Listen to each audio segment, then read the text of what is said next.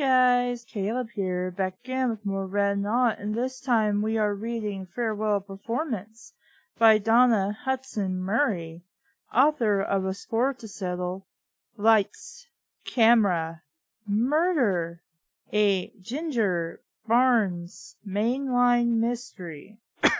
So the cover is much like a very eligible corpse. It's just a little strip down a third of the cover with an actual image, and the image in the middle, which is supposed to be like, I guess, a movie poster, looks more like a portrait, has been slashed and torn.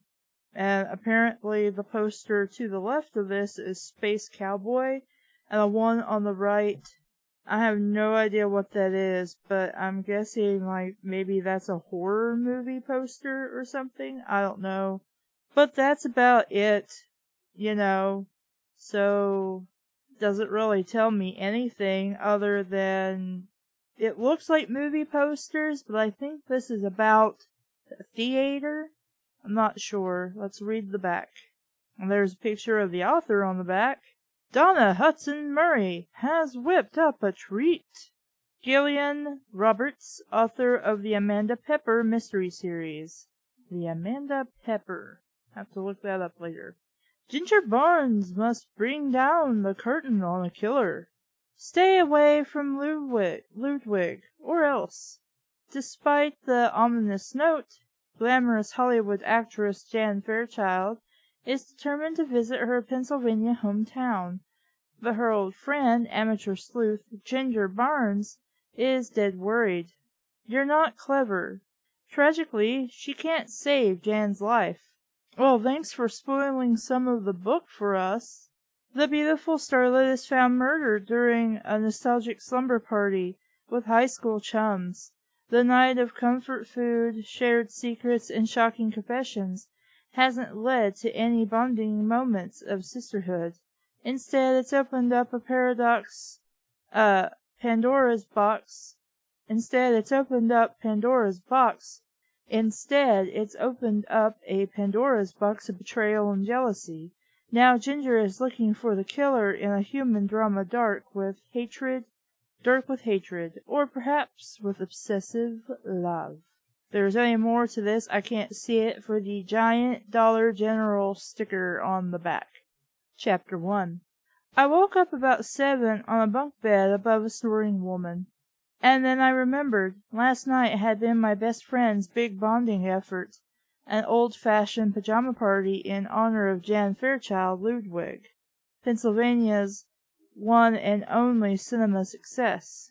You need something between Fairchild and Ludwig other than a comma, because I read that as Jan Fairchild Ludwig, and then was confused that the sentence continued with Pennsylvania.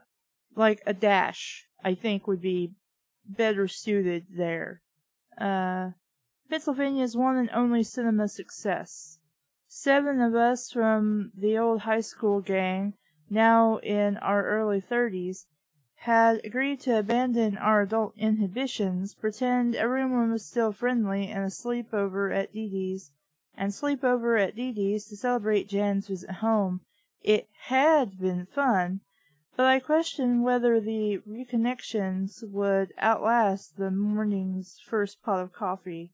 Corky, my bunkmate, didn't even twitch when I climbed down and stumbled through my discarded clothes.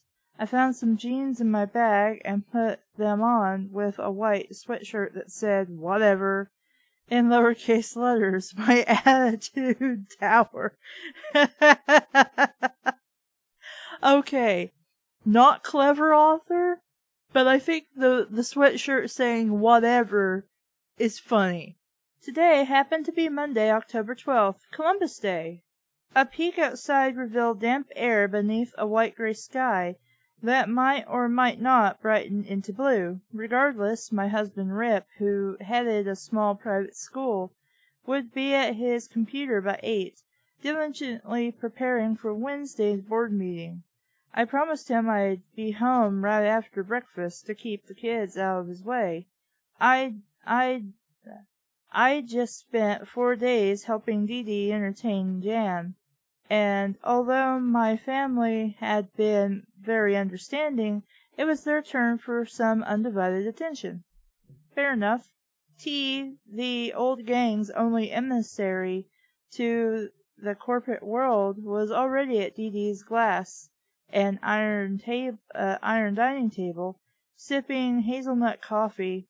I want some of that. And rereading Sunnydale.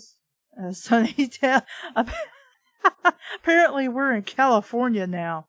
And rereading Sunday's real estate section. The investment banker grunted something I took to be "good mornin'," while finger-combing her dark curls. Stationed behind her kitchen island, Dee Dee hummed either Edelweiss or the theme from Dr. Zhivago. I couldn't tell which. Enviously, I observed that she looked well rested and quite attractive in light blue tights, with an oversized yellow sweater that matched her hair. Are we, taking a fashion trip to the 80s? What the hell? My bet was that she had resurrected her high school ponytail purely on instinct. Dee Dee often did the right thing by instinct. Also the wrong thing, come to think of it. Okay, I guess so. And that answered my question. Respecting the other women's space, I poured myself orange juice, selected an almond pastry. That sounds good too. And sat staring while I fueled my weary body. Staring at what? Just whatever into space? What will you do today? I eventually asked T, just to bridge the silence. Last night's oldies and bubblegum and margaritas had merely dusted off the yearbooks. Time to find out what, if anything, remained of her past friendships. Back to D.C., T answered, without losing her spot in the newspaper. I'm just waiting for Jan. If there was warmth in addition to good manners behind that statement, I was unable to detect any. Laura stumbled in just then, looking swollen and surly. Her satin pajamas and calloused bare feet seemed incongruous together, like a top hat on a bum. So that means mismatched, apparently. A clump of dirty blonde hair hung crookedly over one eye. Ah, coffee, she croaked. Black.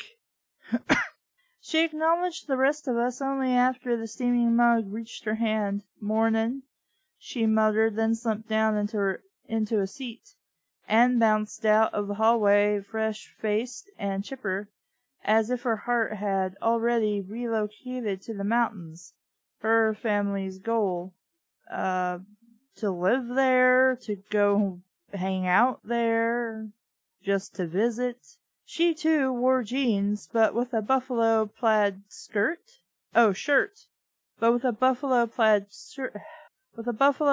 shirt, and the hiking boots of the night before. Sorry if I kept you out of the bathroom, she addressed Laura. Didn't realize you were awake. Laura grunted, then plodded off, carrying her mug of flavored coffee with her. Is Jan up yet? Anne inquired. I've got to get home. With 4 boys and a job driving a school bus, days off probably meant housework. I haven't heard her, Dee Dee replied with a glance toward me. I shrugged. Do you want me to wake her? Soon, Dee Dee agreed. Jen could always go back to bed after everyone left. Half an hour later, after 2 cups of coffee and another pastry, I did, and did not need. Jen still... Wait. Oh, the food and the coffee, you mean. Jen still had not appeared. With equally glum faces, we all sat listening to Corky humming in the shower. Apparently she is really fucking loud if she's humming. Except Anne twitched impatiently with the need to get back to her children, and T kept glancing at her watch. Finally, Dee Dee widened her eyes at me and jerked her chin slightly toward the guest wing. If Jan didn't soon release her old friends back to their lives, their initial resentment of her success would be set in cement. Or they could, just be like, tell her I said bye and I love her, and don't tell her that I secretly wish she'd go fuck herself. I murmured my excuses and slipped out of the room. A delicate tap on the actress's closed door netted me nothing. Jan, I whispered softly, then louder. Hey, Jan, it's Jen. You awake? I folded my arms and huffed, annoyed to be in such a position. Why should I care what the others thought of the woman anyway? Wasn't that her problem? Well, yes, but my sympathies had sided with Jan all weekend, and I found they still sided with her now. She could not be held responsible for the jealousy of others, and sleeping late fell pretty low on the universal list of sins. Well, it's their fault if they're going to stick around and wait on her. Still, most people prefer being liked to being disliked, and if that meant waking up to say goodbye to her high school buddies, I felt certain Jan would want to do it. I knocked louder and called her name in a normal voice. Jan, may I come in? No response. I banged the door with my fist and shouted, Jan! Jan, can you hear me? Silence. Dread knotted my stomach. Perspiration chilled my skin. I procrastinated for one fortifying breath, then turned the door knob and let myself into the room. A stuffy, soiled linen smell greeted me. Drapes on all but the hexagonal window over the bed bathed the area in pseudo twilight. The way it's hyphened, I was confused, because I wanted to read that as pseudo twilight.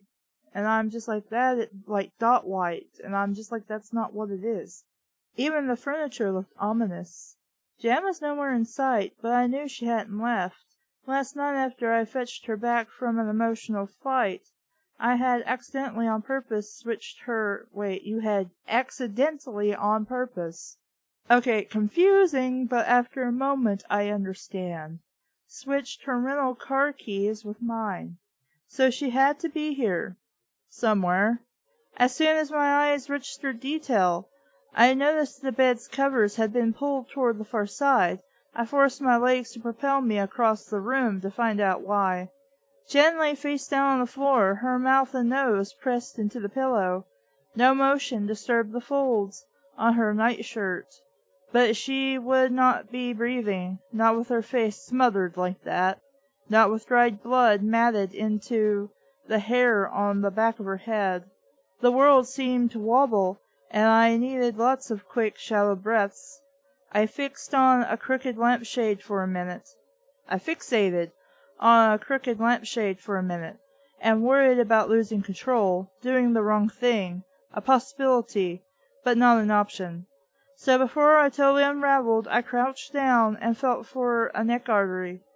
Jan's skin remained warm, but several degrees under the hoped-for 98.6. How do you know this? Have you practiced on a lot of people who have died within moments or a few hours? Unless you have a thermometer, I don't know how you're going to know this. No pulse, but of course I hadn't expected to find one. The stiffness in Jan's neck and jaw surprised me, though, and I succumbed to a nice body-wrecking shudder.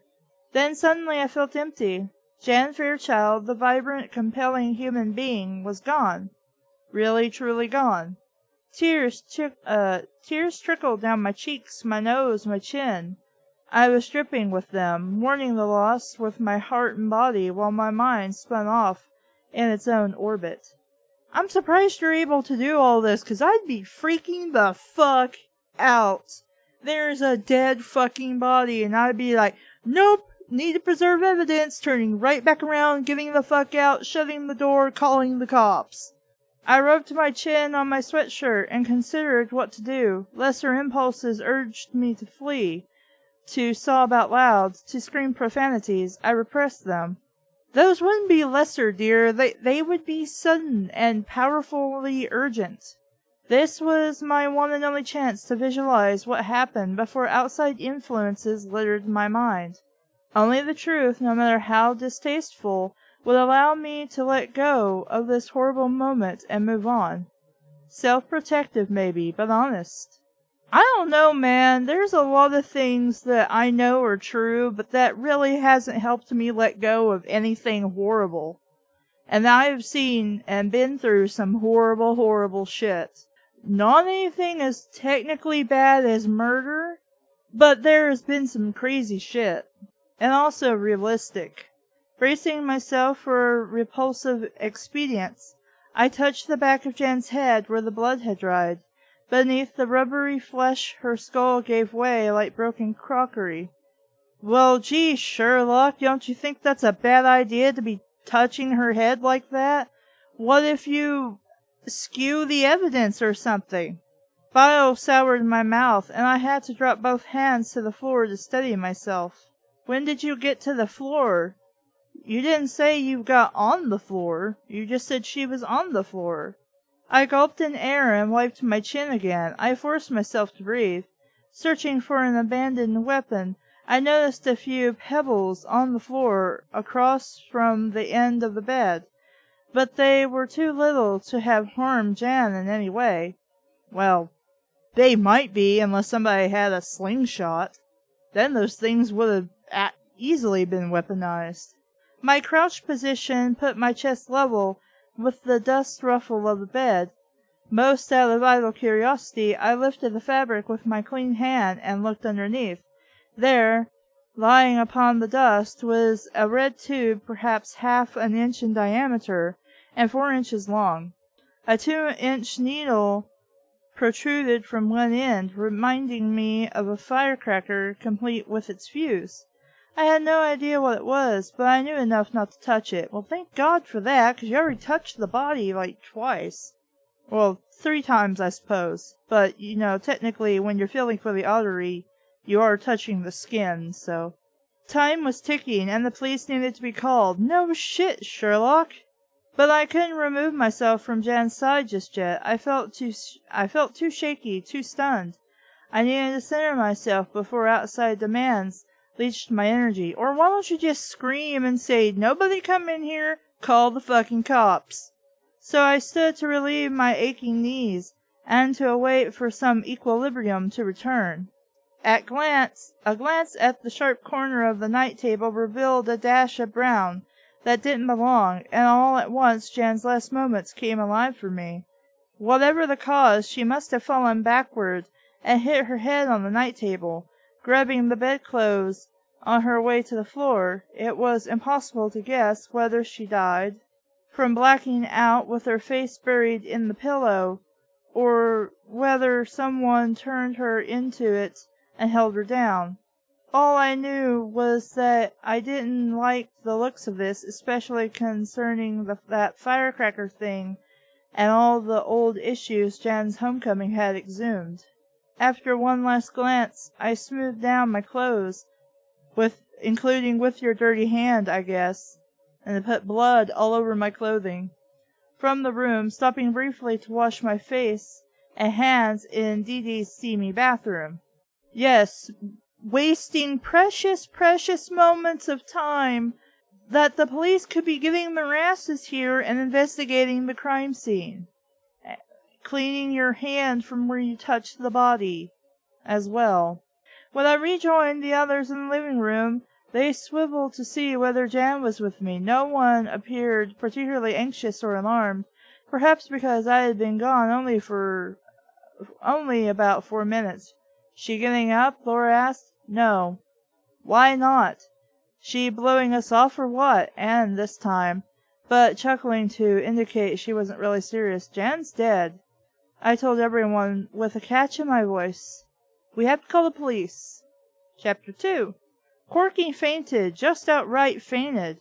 Her head lolled back into the sofa, and her plump body slid halfway to the floor.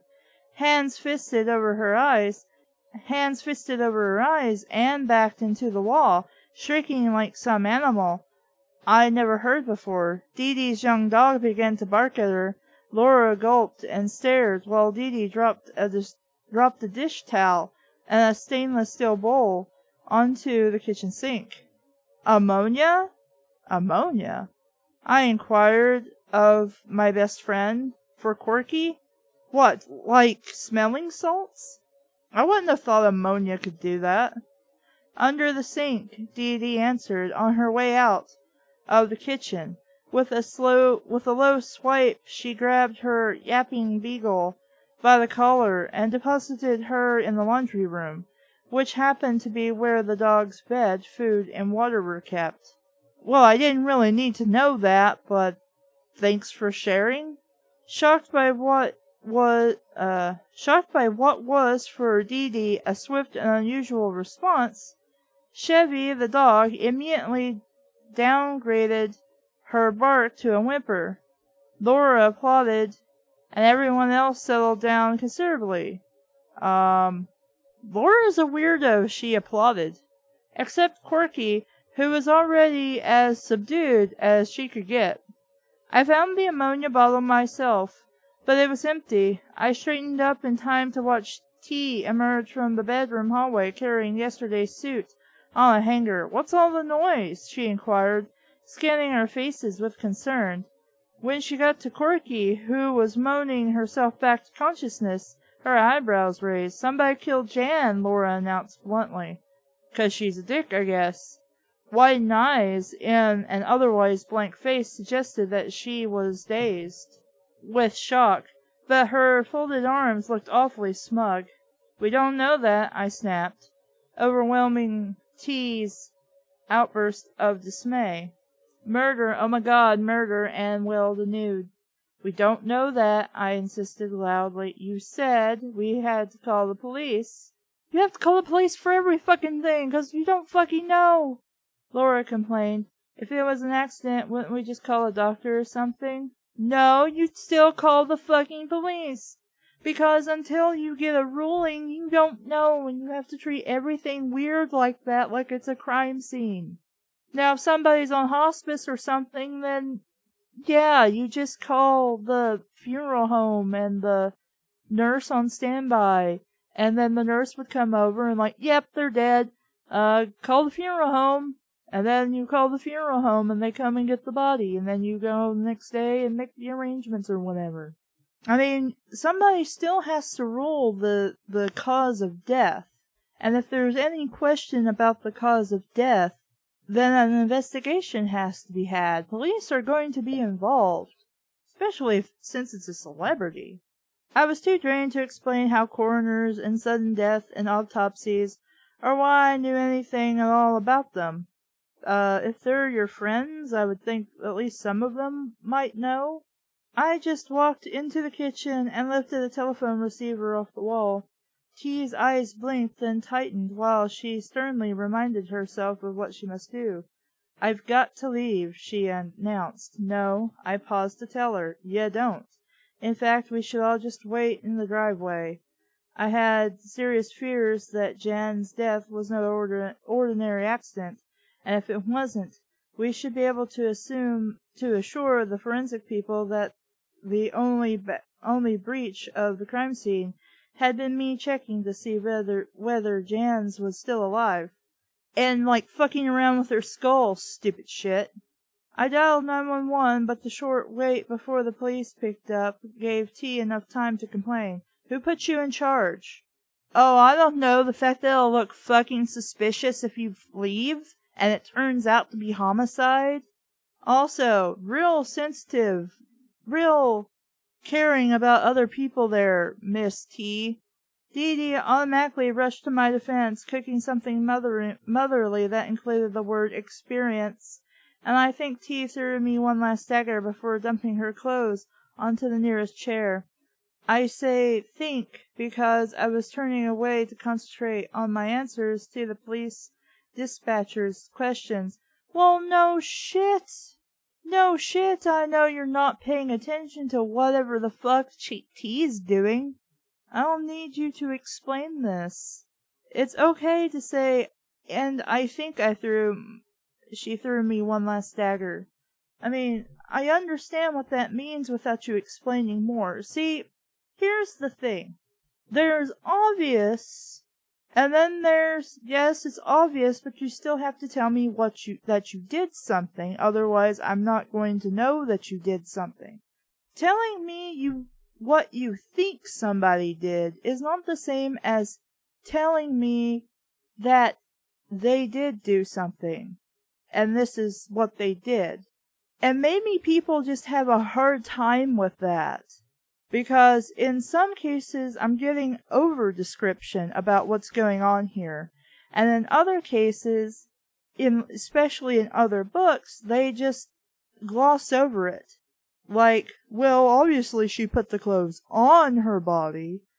So why do I need to say she put the clothes on her body? She's going somewhere. Because if you just said they're on her bed, and then you talk to her about going to a party, and they call her and ask if she's ready, and she says, yeah, and leaves, well, as far as the reader knows, the clothes she's supposed to wear to the party are still on the bed. Unless you say she put them on, I assume what she's currently wearing is what she went to the party in. In this case, you said, I think she's quote-unquote glaring daggers at me. But I understand you're also distracted because you are making an emergency phone call to the cops. I don't need to have a quick explanation about the fact that you were distracted, so you're not sure what she did. It's okay in that case to assume something, even though you didn't see it because you were doing something else. I can understand that. It's a balance, really, to pick and choose what is important enough to mention and what isn't. To concentrate on my answers to the police dispatcher's questions. Among them, yes, Jan Fairchild was the Hollywood actress originally from Ludwig, and no, her death could not have been natural. Stunned yet again, Anne began to babble as I hung up the phone. Jan killed. Think I'm going to be sick? Laura responded with scorn. Asshole. Corky seemed to be fully conscious again, although she held herself stiffly as a statue. Still, she had hoisted herself back. I don't know why had was italicized there. Into a sitting position, so I felt pretty confident that she could walk. Out, out, out, I shooed everyone. And make sure you only stand on the macadam. What the fuck is a macadam? That's the second time I've encountered this word. I don't know what a macadam is. At this hour, the dew would be gone from the driveway, so no footprints would show.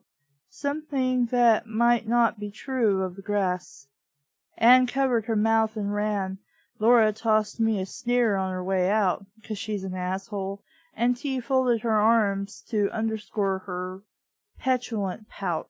Dee Dee, bless her, supported my stance by working the room like a sheepdog, finally hooking her arm around Corky's elbow and giving the heavy woman a hearty tug.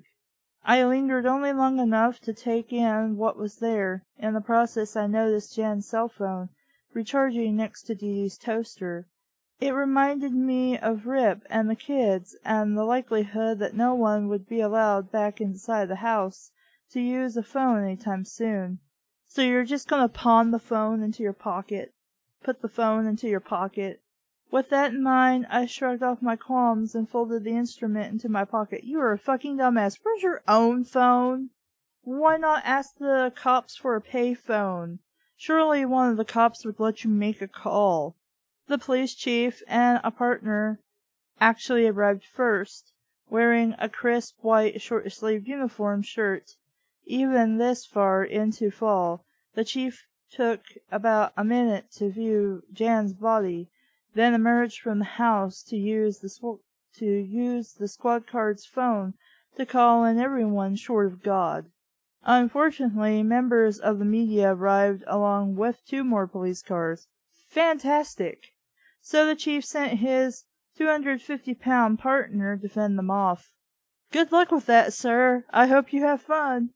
I figured that Ludwig's crime reporter must have listened in on the emergency radio band. Well, no shit. What do you think the newspapers do as well? Then mentioned where he was going to a boss, or a secretary, or his wife. The result, an instant mob of reporters clogging the road and trampling everybody's grass. For Dee Dee's semi-rural neighborhood, this amounted to a once-in-an-eon event, and soon nosy neighbors from every near-distant house augmented the crowd. Every near-distant. I've never encountered anything written like that, but I think I know what she means.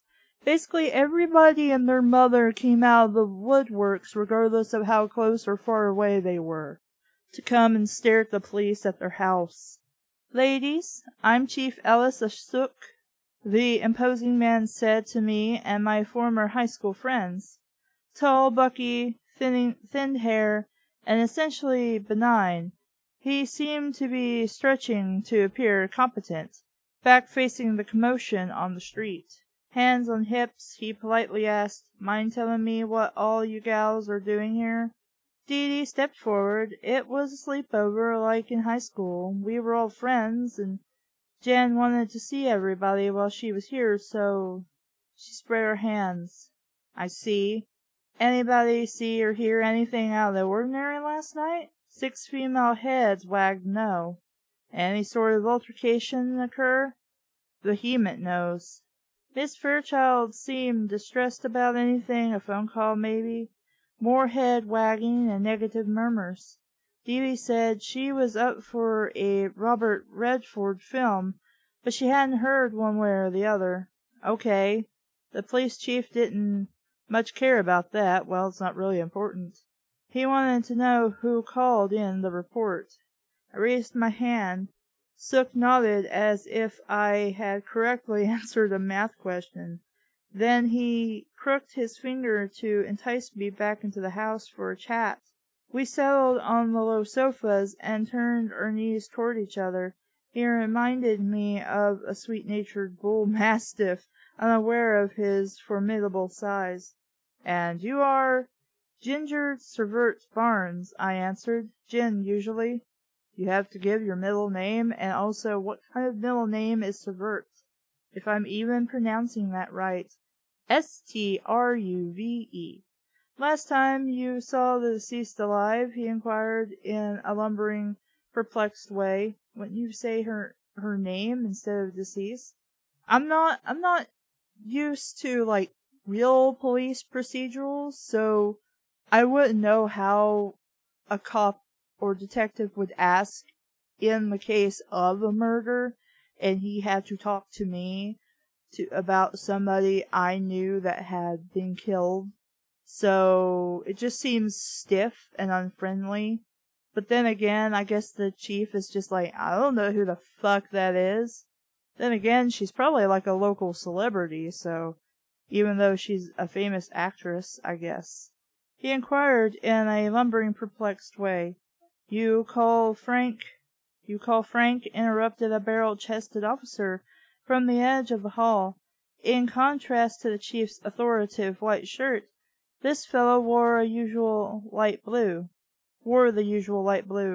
"Yes, I called Frank," the chief answered sharply, his beefy face dark with annoyance. "You gonna wait for him?" "Does it look like I'm gonna wait for him?" The chief turned to show off his scowl. "I was just thinking about last time," the subordinate briefly continued, although smaller and round his similar age suggested the possibility of a long-standing friendship, so close that one was allowed to protect the other from his own flaws. Dee Dee and I were inclined to do that, and Rip and I did it all the time. Well, I would hope so, being your husband.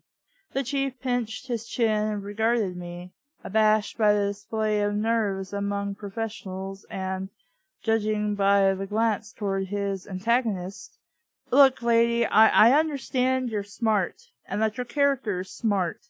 Fantastic. Put your thesaurus down. It's okay. Torn about whether to give him one more shot before continuing our interview, I sympathized. The media would be serving the public Ludwig's police procedure for dinner with relish. Last time you saw the deceased alive? Sook asked again with renewed patience. Before I could answer, the shorter subordinate shook his head and made a humming noise in his throat. "Damn it, George!" Snook said, twisting once again to glare at the other man. "What do you think Frank will say if he gets here and we haven't done a damn thing? You ever think of that?" Yeah, muttered the sore loser. A sore loser is a guy who plays a game, not acts like a bunch of 5-year-olds in front of somebody who is a potential suspect and or witness. I assumed that Frank was the township's homicide expert or the district attorney, or maybe the coroner. Otherwise, I couldn't imagine why the local police chief would have any need to wait for him. "Ma'am?" He prodded for my answer. "Deanie Martin's beagle is in heat," I began. "The pup in the laundry room?" I had his whole attention again, but not much of his respect. "Yes, and last night a German shepherd came around, yes, I understand. So most of us wanted to go out to watch the animal control officer handle him. You can call Trudy a dog catcher. Most of us do. I don't know why the sheriff would be correcting you on this, or chief, or whatever the fuck he is, I don't remember." From the other room came a snicker, so I assumed that the joke represented George's pardon, which was nice for George, less nice for Trudy. "You want to hear this?" I asked in a pay-attention voice I used on my own dog. "Yes, ma'am." I grunted my approval and continued. Laura came outside with Dee Dee, me, and Anne. Laura and Anne were talking about how Jen wouldn't come because she didn't want one of the reporters making up a story about her hating dogs. I don't understand. Jan was an up-and-coming movie star, yes. You knew that, right? George is the department movie buff. But sure, I knew that. He waved a meaty hand to indicate the press lining the street outside. "Georgie's pretty, but those guys didn't show up just for a shot at him." A hearty harumph emanated from the other room. I tightened my eyes and sharpened my voice. "Could we just stick to the subject, do you think? A friend of mine is dead in there." For the person who's supposed to be the chief. He's not very chief-like or professional. He's just sort of I'm gonna talk about all this other crap also. "Yes, ma'am." He had the grace to look contrite. "You were telling me about the last time you saw the deceased alive." "I saw her going toward her room just as I came outside with Dee Dee to meet the animal control officer, Trudy." "Yes, if that's her name, it is." "So you say your friend Jan Fairchild, the actress, didn't want the press to know she had anything to do with the dog, because that's fucking important?" I sighed. "She was very careful about what kind of publicity she got. It's very important in her business." "I see." As near as I could tell, he didn't see a thing, and I found myself wishing for the intervention of the stranger Frank. "So you think she went to bed?" "Yes." "And that's the last you saw her?" "Yes." "And what time would you say that was?" "About 1:30. The police chief had begun to nibble at his thumbnail. "Anyone else stay in the house?" Corky came to mind. "Miss Kresge? Kreske? Corky, she was asleep." "Asleep," Snooks said, pinching his chin and squinting. "Any chance she woke up?" "When I went to bed she was in the same position she was in before the dog started barking. In the morning, too, come to think of it. Sound sleeper, I would say so." Before I got to mention that tea had also remained inside, Another man wandered in his 30s. He resembled a cowhand more than a cop. Denim everything. Boots. Denim everything. Period. Boots. Period. That's not a sentence. That's a word. That is also a fragment. I almost checked for straw stuck in his light brown hair. He and Snook curtly nodded hello. Then he turned a dining chair round, straddled it, and offered me his hand. "I'm Frank," he said, so I gave him my name. He was kind of cute in a homely sort of way. Snook was interested in report. He had decided it was about time to hit me with the real question. "Any of your friends have a reason to wish Miss Fairchild harm?" I took a deep breath and exhaled. "New reason or old?" I stalled. The police chief and the newcomer exchanged a look. Then the new guy offered me a crooked smile that was both apologetic and encouraging. "Maybe you better start at the beginning," he said. "Wonderful," I thought miserably. Jan's dead, and now I have to rat on my friends, who don't really seem to be your friends anymore. Some of them seem pretty cool, the rest of them seem like dick bags, or they don't like you. "We're renovating a bathroom," I said. Chapter 3. Causing the cops' faces to go blank. I opened a hand asking for them to stick with me, so I suggested that Jan stay here. Over the years I had tried to include Jan whenever one of us had another baby, lost a parent, got divorced, but the call 3 weeks ago had been the first time Jan phoned me. Made me wonder what was on her mind. The cops still looked confused, so I started over. The film Jan was working on was shooting on location in Philadelphia starting tomorrow. Lord knew what they do now. I don't think nobody should really give a shit. They can suck it up if they got a problem with somebody being murdered. She called me about coming in early for a visit. She also wanted a discreet place to stay. Why? I had teased her over the phone. "You bringin' a boyfriend?" Snook's eyes asked the same thing. "She got recognized everywhere," I pointed out. "That blockbuster she starred in last summer, remember? Jan's face was becoming as well known as Sandra Bullock's or Helen Hunt's, and privacy had become an issue." The men withheld comment. "They don't act like they know jack or shit about her, so I don't know, whatever." "So she got here when?" Snook inquired. "Thursday, just before noon." "Okay." The police chief instructed me. "Let's hear about that." I gave Frank what's-his-name a glance, arms folded patiently, interested smile. Another random fragment. It's okay to say his arms were folded patiently and he had an interested smile on his face. Though how a smile can be interested in anything, I don't know. He threw in 2 wide-eyed nods. For good measure. They were going to want the whole weekend. I shrugged as if to say, have it your way, and worked on visualizing the airport last Thursday morning. I could pick out the pertinent parts after I gave the day a quick mental scan. 11 a.m., October 8th, the Philadelphia International Airport had looked just as unfinished as it always had. Dee Dee and I parked in one of the exorbitant short-term lots, then hustled ourselves into the air conditioning, up an escalator, through security, and miles down a hallway to one of the most distant gates on the pier. In my experience, the only ones they ever used. Visible through the tall glass walls, the sky was a warm powder blue clogged, with stacks of ominous cumulus clouds.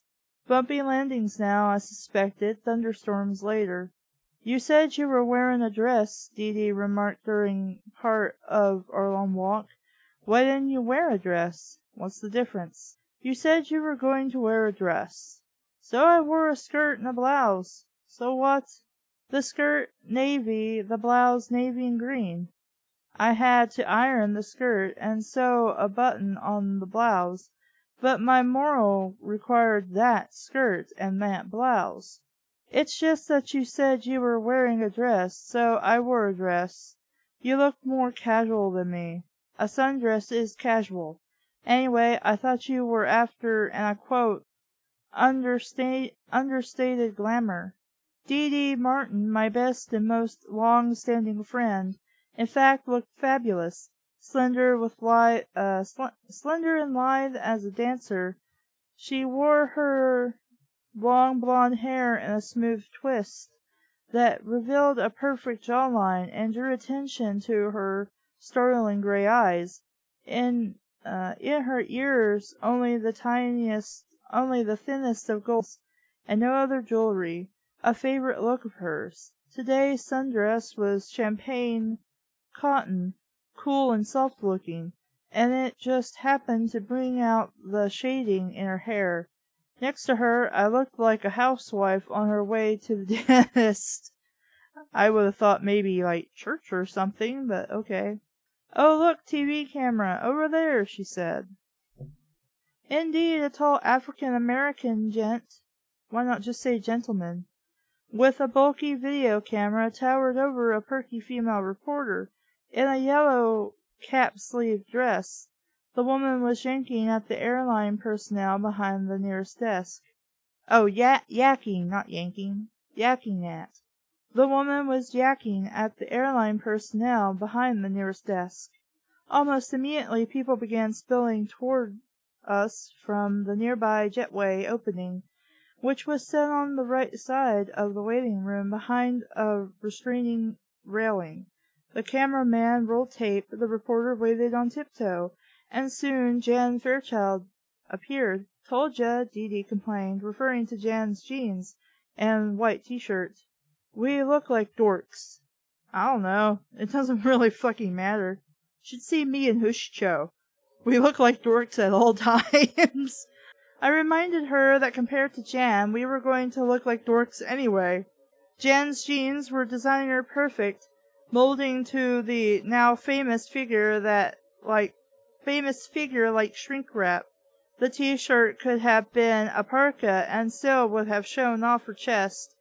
Only the hugest of southwestern-style silver earrings, with dangles of turquoise, black, and orange, belied the understated look. I think you could use a different word since you've used it before. A bunch of bracelets, undoubtedly tooled by American Indians, emphasized the message, "I may be a star, but I'm also regular people."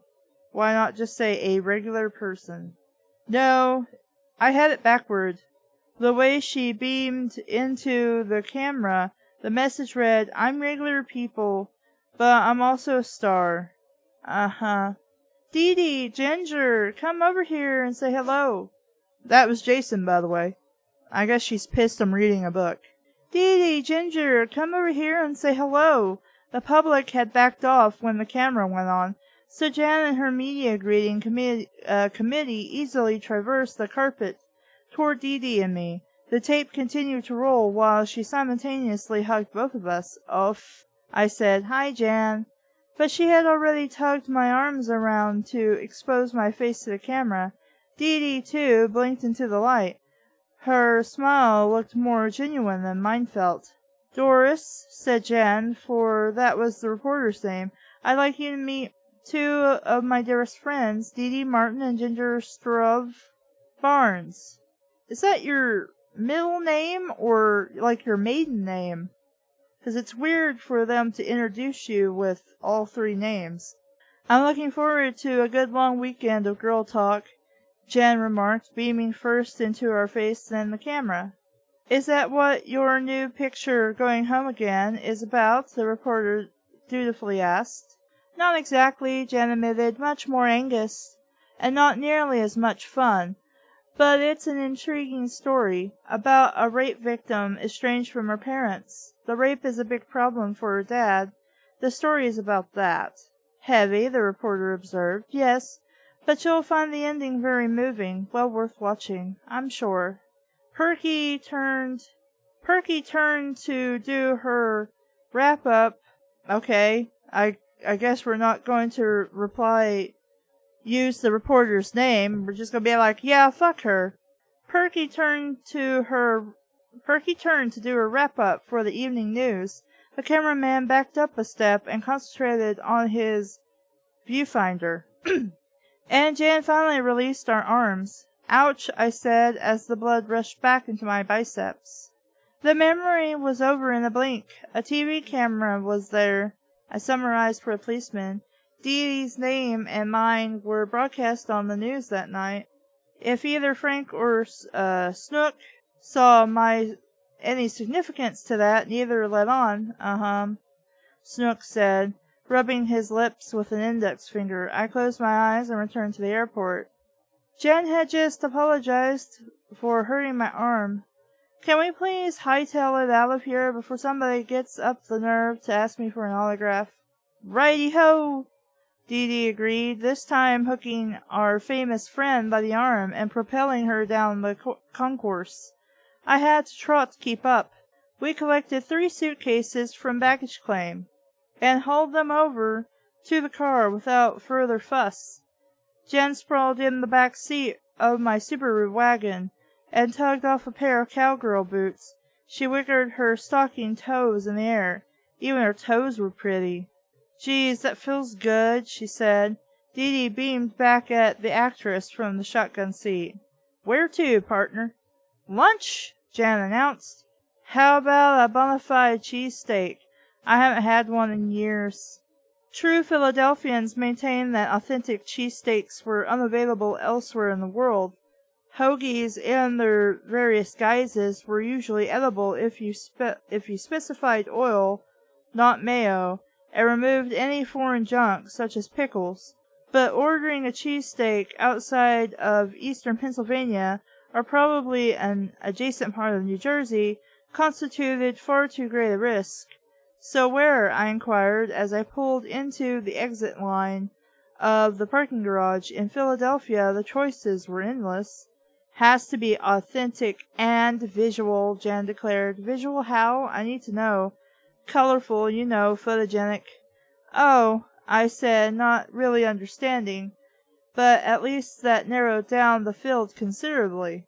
Not really. I don't see how you could not understand that.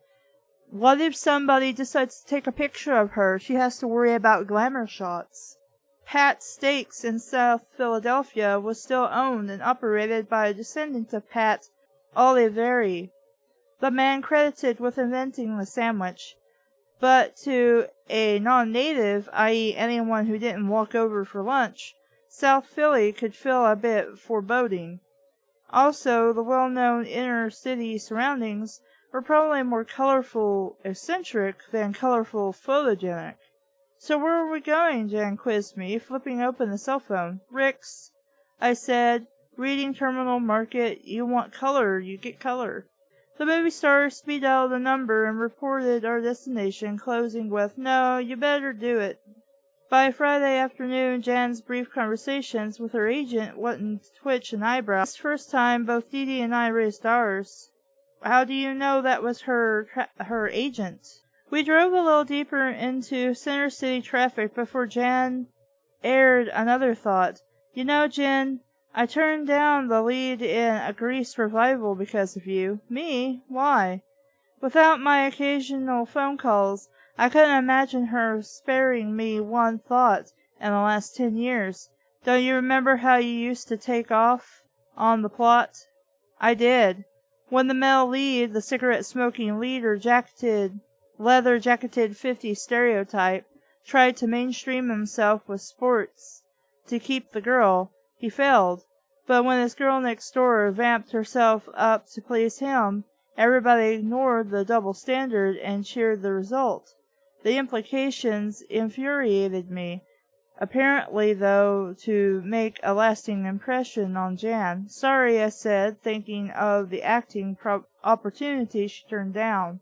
She dismissed my apology with a wave of her hand. You used to drive me nuts picking apart my favorite stuff. But you were right. Gilbert and Sullivan did screw up the ages of the leads at the end of HMS Pinafore.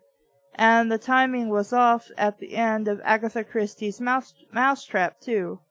Ludwig is very proud of Jen's logical brain, my best friend remarked.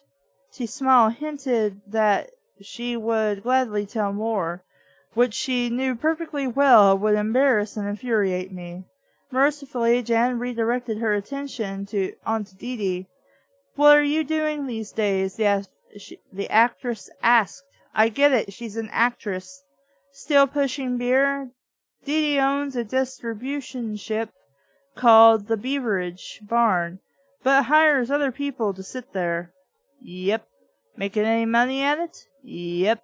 "More in the stock department, but Dee is pretty close-mouthed about that. Married to a stockbroker, just long enough to catch on. She invested her divorce settlement rather astutely, I gather. We didn't exchange balance sheets. All I knew was that she liked to amuse herself with an occasional part-time job, then quit when it became old. That was her policy with men, too. She's kind of a dick." While I sought out a parking lot near the convention center, Dee Dee got the embarrassing "What's Jack Nicholson really like?" question out of the way. "How about Joe Pesci? Is Walter Matthau as old as he looks? Older? Oh, pooh, I always had a thing for him. You doing any theater? You're doing any theater?" Jan finally interrupted her questioner, no doubt to stop the name that celebrity quiz. Dee Dee shook her head. Not since Oklahoma, which the two had done together in high school. Dee Dee had desperately wanted the lead role of Laurie, but got the part of Otto Annie Cranes. Jan, whose talents also included voice, played the lead. "Dee is always acting," I remarked. "I never know who she's going to be." I cast her a tight-lipped smile, and she crossed her eyes at me. Then, proudly, as if I hadn't spoken, she told Jan, "I still sing a little. In fact, my community group is doing a joint concert with Jen's daughter's chorus tomorrow night. I hope you won't mind tagging along. It's one thing I couldn't cancel." "Not a bit. Sounds like fun." Naturally, I was eager to go myself, so Jan's understanding buoyed me. I remembered thinking, maybe this won't be so awkward after all. Maybe Jan didn't leave Ludwig that far behind. It was a short-lived hope. I parked at 12th and Filbert, and we crossed over to a strip of entrances shielded by red market canopies, all within view of Philadelphia's huge convention center. The lower half of one window read Rick's Philly Steaks in white block letters on a solid red background. Inside, the 80 stores of the Readington Terminal Market assaulted the senses with startling colors and the seductive smells of spice, flowers, and cooking food. The John Yee Fish Market saw Lumeria Italian specialties, Thai food market, Tokyo Sushi Bar, and Philly Hoagie stands mixed company with the basic vegetarian snack bar and Braverman's Bakery. Interesting and unusual clothing vied for attention among the hanging mobiles and back to the farmer banners. I was attracted by jars of homemade pickles, repulsed by the skinned rabbits in one of the meat cases, but mostly I was awed by the profusion of temptations. To the left of the doorway, Rick Olvieri, another grandson of the inventor of the steak sandwich, was holding forth for a group. Holding forth? You mean the door? For a group of about 12 tourists, all also in his early 30s. He had dark hair and a roundish face creased by dimples. Standing behind the glass shield of the grill, he wore a red apron and waved a spatula to punctuate his story. Watching him, I thought Jan's eyes lit up a little too much, but I would soon learn why. My grandfather, Pat Olivieri, used to have a hot dog stand in South Philly, Rick told the gathering. One day he decided he was tired of hot dogs for lunch, so he sent my great-uncle Harry around the corner for some sliced beef, which he grilled with some onions and put on a hot dog roll. Right then a cabby comes by and says, "I'll have one of them." "It's not for sale," says my grandfather. The guy says, "If you don't sell it to me, I'll tell my friends not to come here." Well, this is 1930, the Depression, so my grandfather sells him the sandwich for a dime. The next day the cabby brings about 5 or 6 of his buddies over for a steak sandwich. The cheese and the Italian roll got added about 2 years later, and the rest is history. "This is great," Jan told me, grabbing my forearm with both hands. "You're a genius." I threw Dee Dee a puzzled expression, and she shrugged. The tourists were clamoring for their lunches, so we waited a bit for our turns. Help you?" said the black woman behind the cash register. Wouldn't she say, "May I help you?" "Yes," Jen said, which cheese was the original kind? There were currently 4 choices. Rick turned from his cooking and said, "Cheese whiz, Miss Fairchild." Then to the woman working the register he said, "This one's on the house." Jen thanked him as if he had placed a tiara on her head. "Will you have time for a picture later?" she asked. "Ha! You bet," Olivieri answered. "Send me a copy?" "It should be in the paper," Jan assured him. Dee Dee ordered our 2 lunches and paid up. We moved along the front of the raised grill and watched the thinly sliced peeled chuck from certified American Black Angus steer sizzled up for 2 minutes, with only a little water for moisture. The 2 men cooking moved with graceful efficiency. In short order the cheese melted on top of the beef, then each portion was folded into an amoroso roll. "No substitutes, please." And you had the classic, the best. I don't need to know how they're cooking your cheesesteaks. I just need to know that they were made and you got them. Never, never toast the roll. Never, never ask for mayonnaise. And never, never chop the meat. I don't really care. I'm here for the mystery, not how to make a sandwich. The trick was to slice it half frozen, just thick enough to hold together, 5½ ounces of beef, 2½ of cheese. The ketchup and straws were on a shelf under a bulletin board of photographs and clippings. No doubt the destination of whatever press coverage Jan's agent had arranged for her. We snagged 3 high stools at a table in the eating section of the right of the grill area. Across the adjacent aisle was a display of red and green pickles in quart jars, and bags of homemade potato chips. Opposite those were Hatville Farms lunch meats and cheeses from Lancaster.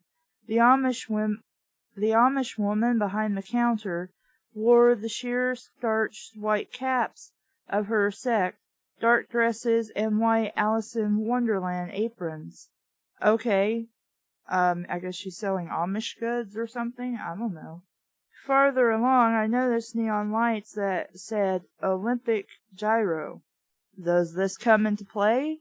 Are you just describing the scene? Jen's seat faced the doorway where we had come in. When her body language shifted from casual to on alert, I turned to see who had entered.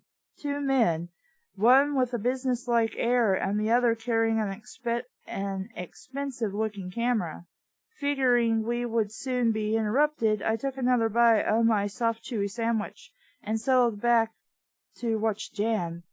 She had already relaxed into another persona, one that stretched to accommodate the presence of the press as well as Dee Dee and me.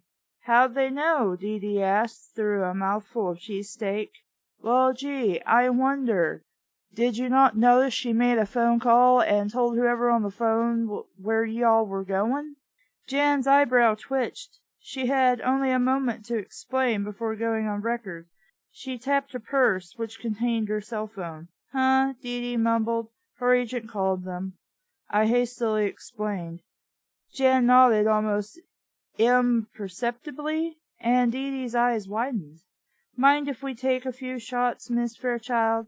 Said the smiling pro, now at her elbow, Joe Stanley, Philadelphia Inquirer. He introduced himself as if their meeting was unexpected. Hi, Joe, Jan infused. These are my friends Dee Dee Martin, actually Dolores Martin, of Ludwig, and Ginger I hate this name, because I don't know how to pronounce it. Ginger Struve Barnes. Currently where exactly are you on the main line? I told them. The reporter also asked for the spelling of my maiden name. Yeah, that is your maiden name. Okay, so I gave him that too.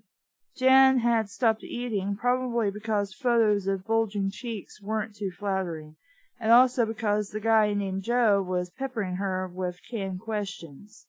In town to finish shooting a movie? Yes.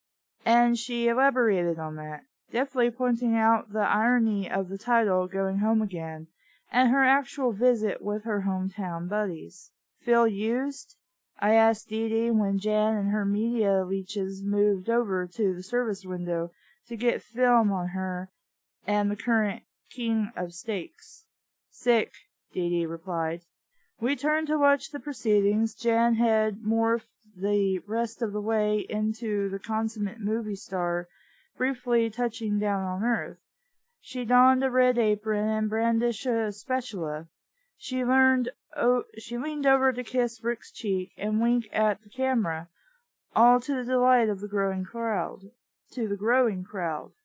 Armed with a strong dose of disillusionment, I scrutinized these activities with harsh objectivity. Well, I suppose so, considering your friend's a movie star and you're not. So she's kind of like an attraction. And so, yeah, they're gonna have her do stuff. Because it's stupid and it's interesting for the paper. Or the Journal, or Inquirer, or whatever. About 5'4", perhaps a bit slight by Hollywood standards, the former Ludwig girl's figure was still a major traffic jam material. Her natural blonde hair ranged in hue from platinum to gold. Chin length, I had seen it slicked back, curled big, and slanted across her eyebrow, a la Lauren Bacall. Today it was co-ed casual, but it didn't matter what style she used. Jan Fairchild was drop-dead gorgeous. Mostly bone structure, I reflected as I stared. Nature had sculpted the actress's cheekbones, fine and high. Her nose was perfect, her lips sensuously full on the bottom, bowed provocatively on top. Even this far into fall, her skin retained a warm summer glow. Her movements seemed more fluid than I remembered. Probably a marriage of training and maturity, and although she lacked heft, an innate athleticism avoided the impression of helplessness. Lots of emotional range there. But it was her eyes that haunted. People, objects, did they look haunted? Deep set and dark brown, they were arched more generously above than below, a graceful shape enhanced by brown mascara. How can you tell what kind of mascara she's using? Jan wisely left the model thick, artificially curled lashes to other women, knowing that her direct gaze penetrated better without frills. This woman was all of the piece, a well-integrated art object, a presence. As soon as she gave Joe the reporter and his assistant a grateful two-handed arm grasp, the The waiting crowd moved in. Then, for 10 minutes at least, long enough for Dee Dee and me to finish eating, Jan fawned back at her growing audience, signing autographs on top of the glass barrier that protected the grill, blinking and cooing and exchanging sincere gazes. By now the word of her presence had circled the entire market, and the body stood 10 or 12 deep. Rick Oliveira's original glee degenerated. These were not customers, they were a logjam. Eventually Jan raised both hands and said something final to those still waiting. They groaned with disappointment, but Jan waved and began to wind, W-E-N-D, her way back to our table. The proprietor hastily shooed the hangers-on out of the path of commerce. "Guess my sandwich is cold," Jan remarked as she hooked a hip onto her stool. "Are you using us?" Dee Dee asked bluntly. Jan stopped her cheesecake in mid-air and blinked at my best friend. "What do you mean?" But Dee Dee could no longer speak. She seemed stuck in an act of staring at her empty paper plate. "What Dee Dee wants to know, and I do too, is whether your visit with us is just for publicity." Jan slowly set down her sandwich. Her eyes looked a little shinier, but I distrusted her tears. "I'm sorry. I thought you would understand, but of course you probably can't. You're not me." "Boy, that sounds very arrogant and prideful. Try us." She rolled her head and sighed, deftly skirting past self-pity to head straight into the facts. "It's a bitch of a business, acting. That's the part I love, you know. But there's so much more to it than just the work. You have to be seen in all the right places, with all the right people. You have to sell yourself again and again. Even when you've made it, you haven't made it into your next picture. You know what I mean?" Dee Dee didn't move. I flicked a hand. "You have to sizzle. You have to be hot. And it's all perfection, all very now. If you're not today's news, you're the bottom of the birdcage." "What does that have to do with us?" Dee Dee almost whispered. "Nothing." "What do you mean, nothing?" "Nothing," Jan repeated. "I'm doing a film that sends my character back to her hometown. It could be any hometown, so long as it's not too exotic. A generic hometown, okay?" Neither Dee Dee nor I moved. So I say to the director, "Why not Philadelphia? I grew up in the suburbs. I'd like to go back." Well, he jumps on it, right? He saw the poetry of it right away. Me, I'm thinking free airfare, and he's thinking free publicity. End of story. Dee Dee and I relaxed enough to resemble humans again. "So you're not using us," Dee Dee surmised. Jan thought about it. "From my viewpoint, I'm just combining business with pleasure. I'm sorry if it looks bad to you, feels bad to you, but please don't let it. I'm just trying to survive here." "That rough, huh?" Dee Dee inquired. "Oh, yeah," Jan agreed. "Worse." "Sorry," Dee Dee apologized. "No need. I admire you for asking." A rough voice rose above the overall din of the crowded marketplace. "Whoo-ee!" it shouted. "Give me some o' that." A large unkempt man wearing sunglasses and an aviator jacket nudged his shorter, more muscular companion in the arm. "Yes, sir, dat dere's some fine stuff, no shit." They stood outside the railing of Rick's eating area, but they were eye level with the three of us. The table of women in between reacted as if to a bad smell. The remarks were aimed at Jan, and everyone knew it. "You finished?" the movie star asked Dee Dee and me. "You bet," we answered, reaching for our purses. Heads down, walking like the condemned, the three of us worked our way down and out of the eating area. My heart hurried as we passed the gap where the men could have caught up with us, even touched us, but they seemed content to rock on their heels and leer. "Stay back," I mentally begged, but they did not comply. They followed us along the aisle and out the door, throwing lewd remarks at our backs the whole way. "Do you want the police?" I asked Jan, as quietly as as quietly as possible. Nah, she replied. Nah, she replied. They're talkers, not doers. No percentage in it. I wasn't sure I believed her. We jaywalked across the parking lot, and the men sauntered along behind. You and me, baby. We gonna get it on. The sidewalks were too populated for two men to abduct anybody, so I went with Jan's call, but all three of us kept quiet and walked as fast as we could. The pseudo-doviator's lewd suggestion turned several nearby heads. I hastily followed Jan and Dee Dee in among the cars, holding my breath and wishing for a brawny attendant, but the place had been prepaid. Lancelot was long gone. Mercifully, the two hecklers waved bye-bye from the curb. I patted my car hello and treated myself to a nice deep breath. That sort of thing happen often? I asked Jan as we hastily sequestered ourselves behind metal and glass. Enough, she answered. Scary, I remarked in an effort to underscore my concern. Jan's only response had been a light comes with the territory shrug. Well, there's a few issues I have with the writing. Some more of that I assumed you know stuff happened, even though I didn't say it happened, because it's obvious, but when you're writing, it's not really obvious.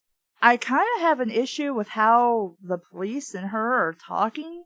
They really don't seem to have a sense of I give a shit, especially since it's a celebrity murder. It's too casual of the police, it seems. And it doesn't really belong when you have professionals who are supposed to be conducting a conversation and an interview with you. Also, it feels like, aside from their lack of professionalism, it feels like the main character is already, antagonistic towards the police. Though, if they're just kind of being casual about this whole thing, I don't really blame her. But it seems that's also a bit unwarranted. The other thing I have a problem with is when she first finds the body. I'm like, okay, I can understand her going over to the body and checking for a pulse, even though in her mind she knows better. But then she's touching the back of her skull. Why would you do that? Why would you touch anything to do with the back of her head? I wouldn't. Also, despite the way the book is written to say, I forced myself to be professional in a situation with my friend where, most people would freak the fuck out and start screaming their head off or get sick or something other than what I'm doing right now. And I'm not 100% sure, but since this has a specific name associated with it, I'm assuming this is a series of books, and so probably these other mainline mysteries. Yeah, she's probably the main character of these other 5 books. I'm not sure, though, because I don't think we have any other books by this author or for this series. So, I mean, if she's used to seeing death, though it's a friend's death, I could probably understand it more if she's professional private eye. I don't remember if it said she was or not. No, amateur sleuth. Okay. If she's used to seeing dead bodies, like most homicide detectives are, or CSI personnel, it's probably just Tuesday to them. They're just like, oh, well, that sucks for that sucker. And then they go about eating their sandwich, before they do the autopsy or something. I am sorry for anybody whose stomach I just soured. But it seems odd that she's just so calm and removed. And I mean, we get sentences like she had to force the panic down, had to force herself not to throw up, had to force herself to remain calm, and that's not something you have to act like. That's just something that kind of happens, and it's really more your mind you have to cope with before you can do anything else. And I really just didn't get the impression that she was handling the situation realistically. Nor do I have the impression that she sees dead bodies on a regular basis and would be pretty much okay with viewing a dead body, even if it's her friend. But it is mentioned that she had to fight back tears and things like that, but I don't know, I didn't feel like she really cared. Like, it was more, this is what you're expected to read about when somebody you knew died, and this is how you are supposed to act. I guess what it is how she's supposed to be acting conflicts with the fact that she's like, okay, I gotta enter detective mode now, instead of what would be a practical thing to do, which would be to step back and go tell everybody and call the police, is really what I have the problem with. Like, there's this strange disconnect between the two.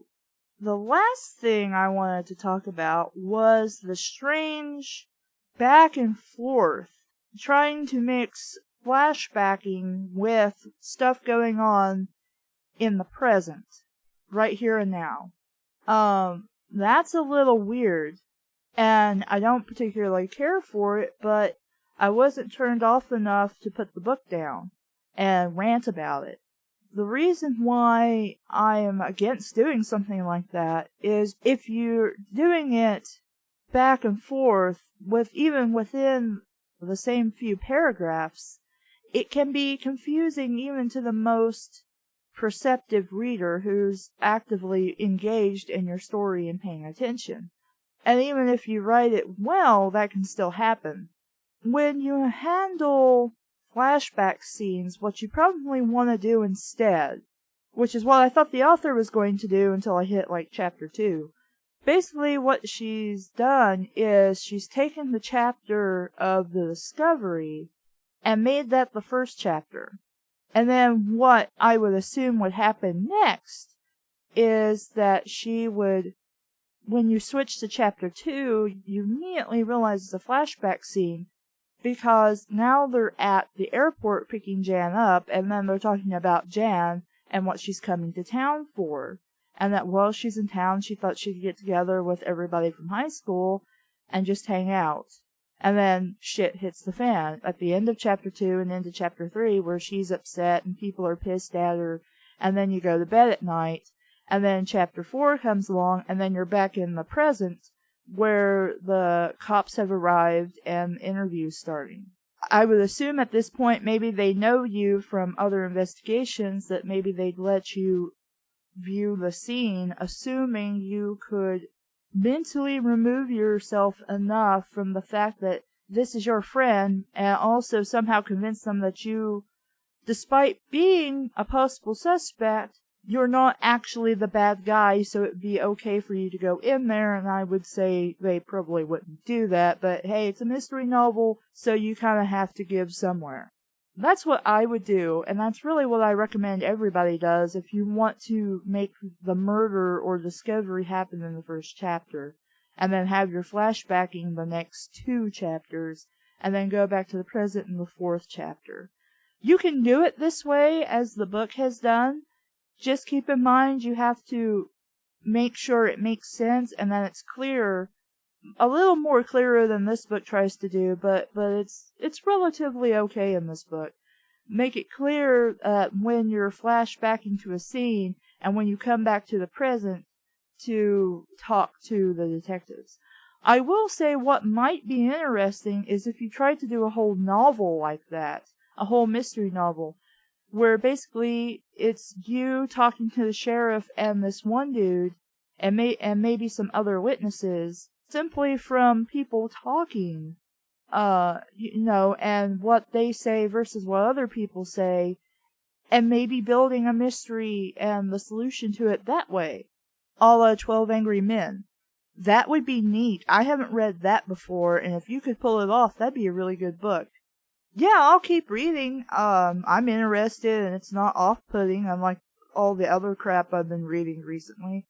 So this just goes to show that you can get a decent read for $1 at your cheap bookshop or cheap store or whatever, wherever that's cheap that sells books, and not feel like you wasted your money. I might feel differently by the time I finish this book, but yeah, I'll keep reading it. It's okay right now. Gets a thumbs up. So, I'm Caleb, and this has been Red Knot. Thank you for listening. Bye!